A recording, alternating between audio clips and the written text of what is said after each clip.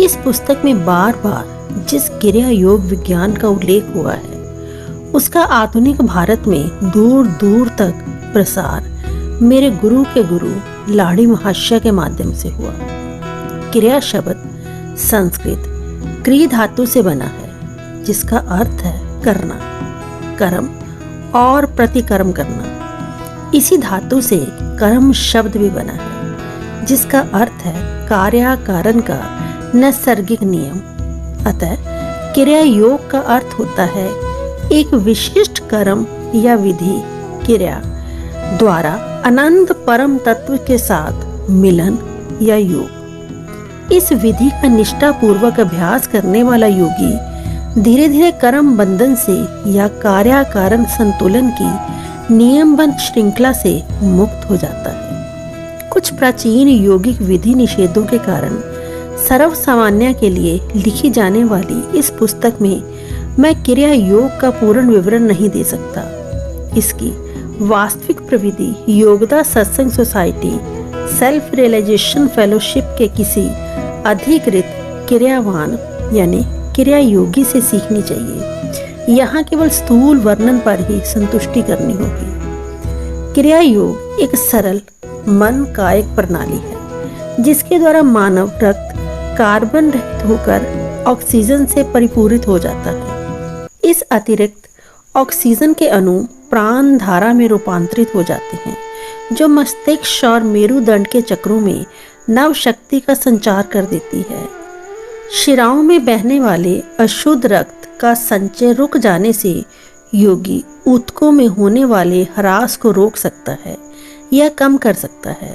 उन्नत योगी अपनी कोशिकाओं को प्राण शक्ति में रूपांतरित कर देता है। एलाइजा, ईसा मसीह, कबीर और अन्य महानुभाव क्रिया योग या उसी के समान किसी प्रविधि के प्रयोग में अवश्य निष्णात थे जिसके द्वारा वे अपने शरीर को अपनी इच्छा अनुसार प्रकट या अंतर ध्यान कर सकते थे। क्रिया योग एक प्राचीन विज्ञान है। लाड़ी महाशय को यह उनके महान गुरु बाबा जी से प्राप्त हुआ था जिन्होंने अंधकार युगों में इसके लुप्त हो जाने के बाद फिर से उसे प्रकट कर परिष्कृत किया।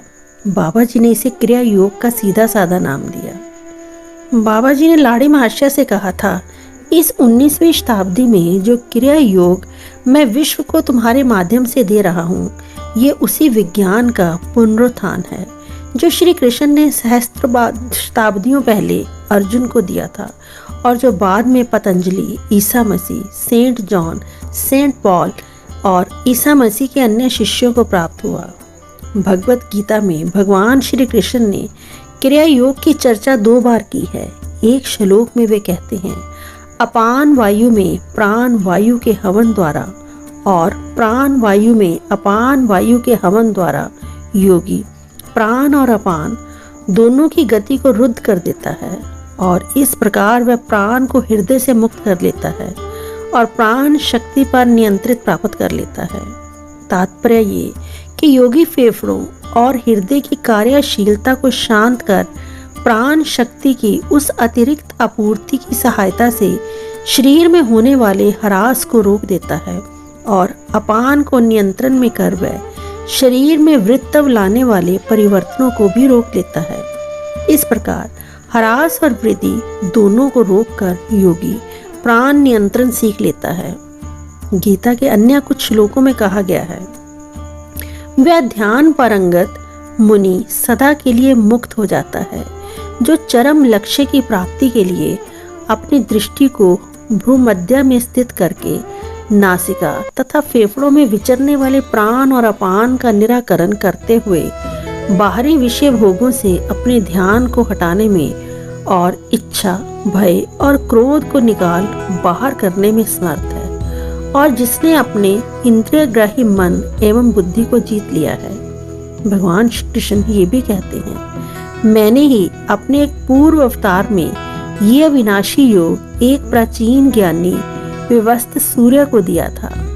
विवस्तव ने इसे अपने पुत्र महान स्मृतिकार मनु को और मनु ने सूर्य वंश के संस्थापक इक्ष्वाकु को दिया। इस प्रकार परंपरा से प्राप्त इस राज योग को राज ऋषियों ने जाना, किंतु हे प्रतंप अर्जुन, उसके बाद ये योग बहुत काल से इस पृथ्वी लोक में लुप्त प्राय हो गया। एक से दूसरे के पास इस प्रकार पहुंचते हुए राज योग के ऋषियों ने भौतिकवादी युगों के शुरू होने तक रक्षा की। फिर पुरोहितों की गोपन प्रवृत्ति और मनुष्य की उदासीनता के कारण ये पवित्र विद्या धीरे धीरे अप्राप्त हो गई। योग के श्रेष्ठतम शास्त्रकार प्राचीन ऋषि पतंजलि ने क्रिया योग का 2 बार उल्लेख किया है। उन्होंने लिखा है, शारीरिक तप, मनोनिग्रह और ओम का ध्यान मिलकर क्रिया योग बनाता है। ध्यान में सुस्पष्ट सुनाई देने वाले ओम के ब्रह्मनाद को पतंजलि ईश्वर कहते हैं। ओम सृष्टिकर्ता शब्द ब्रह्म है। वह स्पंदनशील सृष्टि यंत्र का गुंजन है और ईश्वर के अस्तित्व का साक्षी है। योग का नया साधक भी शीघ्र ही ओम की अद्भुत ध्वनि को सुन सकता है। इस परमानंदमय आध्यात्मिक प्रोत्साहन से उसे पूर्ण विश्वास हो जाता है कि सूक्ष्म लोगों से उसका संपर्क हो रहा है। पतंजलि दूसरी बार फिर से क्रिया प्रविधि की या प्राणायाम की चर्चा इस प्रकार करते हैं। उस प्राणायाम द्वारा मुक्ति प्राप्त की जा सकती है जो श्वास और प्रश्वास के गति विच्छेद से निष्पन्न होता है।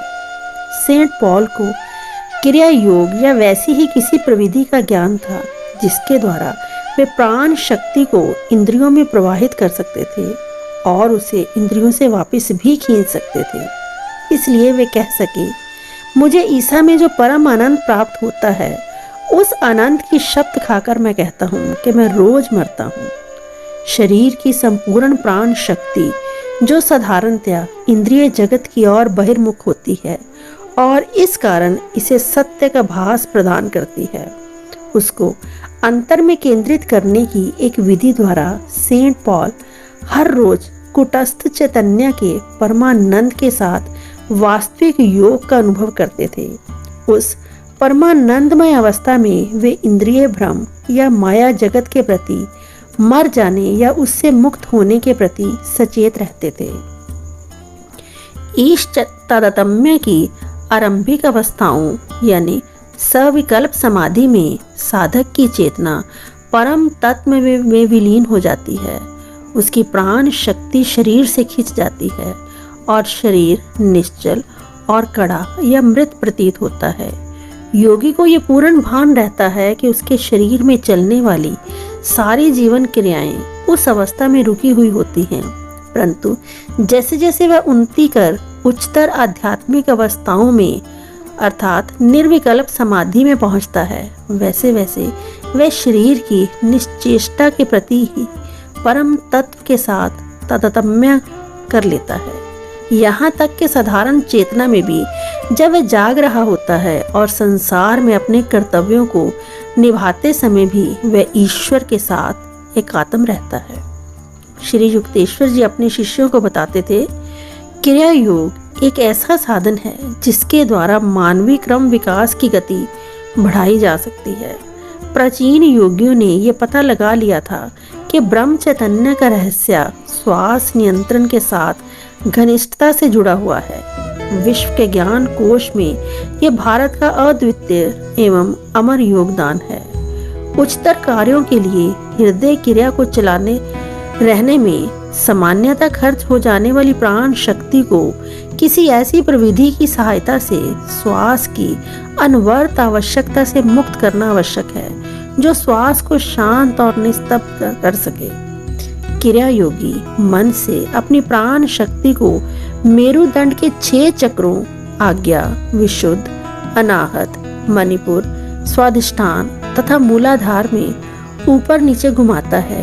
ये 6 चक्र विराट पुरुष के प्रतीक स्वरूप राशि चक्र की 12 राशियों के समान हैं। मनुष्य के सूक्ष्म ग्राही मेरुदंड में आधे मिनट के प्राण शक्ति के ऊपर नीचे प्रवहन से उसके क्रम विकास में सूक्ष्म प्रगति होती है। आधे मिनट की यह क्रिया 1 वर्ष की स्वाभाविक तौर पर होने वाली आध्यात्मिक उन्नति के बराबर होती है। मानव के सूक्ष्म देह में सर्वदर्शी आध्यात्मिक नेत्र रूपी सूर्य की परिक्रमा करने वाली 6, ध्रुवता की गणना से 12, चक्र रूपी राशियों के और स्थूल जगत के सूर्य एवं 12 राशियों के बीच परस्पर संबंध है। इस प्रकार सभी मनुष्य एक आंतरिक और एक बाह्य विषय से प्रभावित होते हैं। प्राचीन ऋषियों ने यह ढूंढ निकाला कि मानव की सांसारिक और आकाशीय परिस्थितियां उसे 12 वर्ष के काल चक्र के क्रम में स्वाभाविक उन्नति के उसके मार्ग पर आगे सरकाती हैं। शास्त्र दृढ़ता पूर्वक कहते हैं कि मनुष्य को अपने मानवीय मस्तिष्क को पूर्ण विकसित कर ब्रह्म चैतन्य प्राप्त करने के लिए 10 लाख वर्षों की स्वाभाविक आधि व्याधि रहित विकास की आवश्यकता होती है। 8.5 घंटे में की गई 1000 क्रियाएं योगी में एक दिन में 1000 वर्ष का नैसर्गिक विकास लाती हैं। एक वर्ष में 3,64,000 वर्षों का विकास। इस प्रकार क्रिया योगी 3 वर्षों में ही अपने जागरूक आत्म प्रयास के द्वारा वह परिणाम प्राप्त कर लेता है जिसे करने में प्रकृति 10 लाख वर्ष लगाती है। कहने की आवश्यकता नहीं कि क्रिया का जल्दी पहुंचा देने वाला ये छोटा मार्ग अत्यंत उन्नत योगियों द्वारा ही अपनाया जा सकता है। गुरु के मार्गदर्शन में ऐसे योगियों ने उग्र अभ्यास से उत्पन्न शक्ति को सहन करने के लिए अपने शरीर एवं मस्तिष्क को सावधानी पूर्वक तैयार किया होता है। क्रिया योग का नया साधक दिन में 2 बार केवल 14 या 24 क्रिया करने के साथ अपनी साधना शुरू करता है। अनेक योगी 6 या 12 या 24 या 48 वर्षों में मुक्ति के अपने लक्ष्य को पा लेते हैं। जो योगी कैवल्य ज्ञान की प्राप्ति से पहले ही दिवंगत हो जाता है, उसके साथ क्रिया प्रयास के अच्छे कर्म संलग्न रहते हैं।